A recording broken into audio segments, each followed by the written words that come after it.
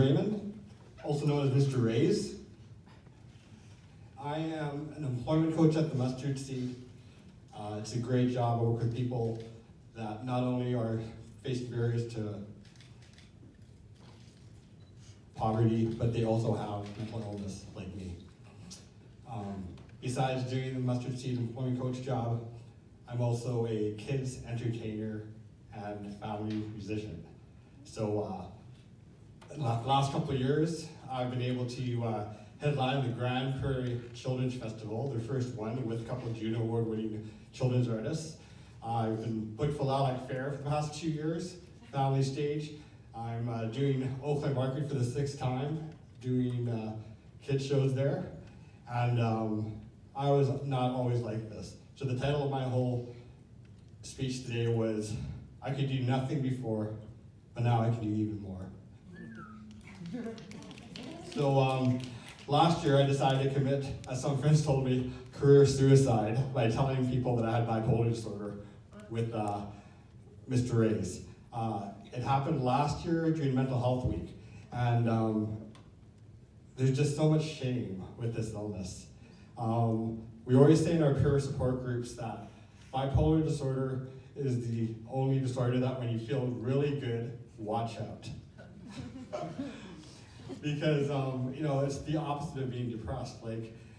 You have crashing depressions, and statistically, like 50% of people that have depression, there's suicide, and bipolar disorder is 30%. Sometimes the raise is a bit higher. When I had the onset of my illness, it was just through a great amount of stress. People need to understand that it's a brain-based illness. It is neurological. So I don't think that you're 100% born with it. I think you can be born with a propensity towards it. Kind of like that show Finding Nemo, where Nemo has just that one little fin that's kind of broken, not very well able to use. And for myself, I think there is a propensity with mental illness in my family that if the perfect storm happened, I would be under just enough stress that I would break.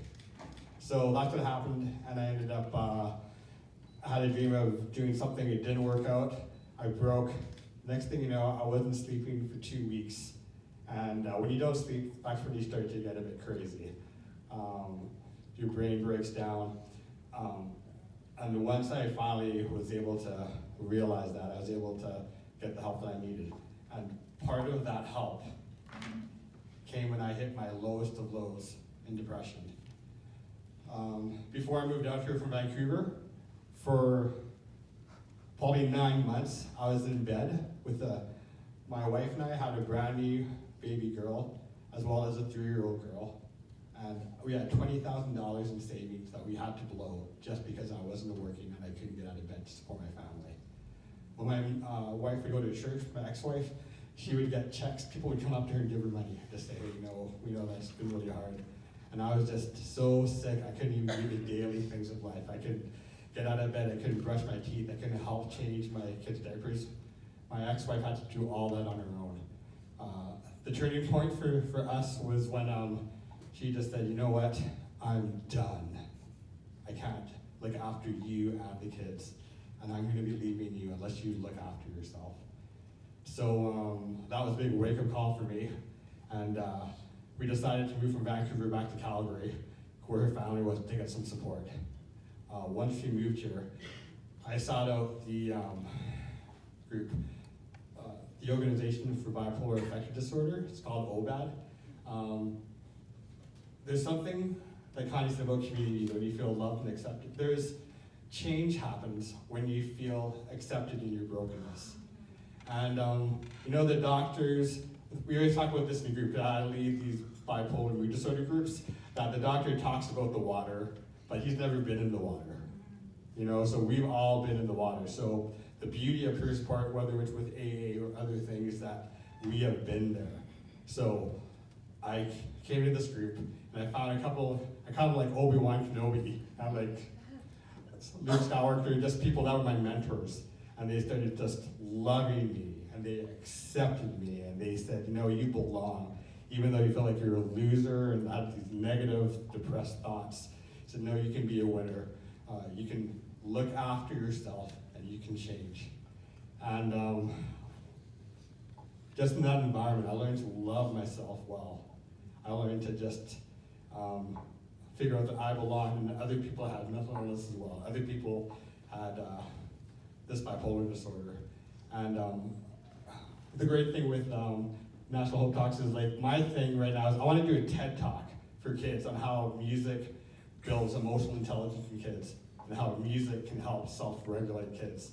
And I'm hoping that with some of the songs I've written that will be able to hit people where they're at and that they would feel loved, accepted. They would know that in my kid's generation, my second kid has anxiety, and we've just been walking through this, and I share with her that sometimes daddy's emotions get so big that I need to push them back into my heart again. And for me to do that, I can't see things properly because I get too happy or too sad at times. So when I take my medication, it's like wearing glasses on my brain. So it's a brain-based illness, and honestly, if I didn't have my 2 pieces of medication to take every day that adjusts all the chemical imbalances in my head, I would not be able to do this. It is not like a willpower thing alone. It's like telling me to run up a hill with a broken leg. Unless someone addresses the neurological brain-based illness through medication, I do not have the willpower to go forward and to be strong. So I'm just gonna end with this song. It's called Win and Learn, and I wrote it for like growth mindset. So like not wondering if you've been a failure, but that you can be a winner. And I've just really learned a lot about myself and how to love myself well. And I hope that you guys can too. I never knew when I learned. Sometimes it's my turn to see what I missed. So I'll try again, 'cause information is my friend. Losing's not the end, no, it's not the end of me. And I learned to love me, and I learned just to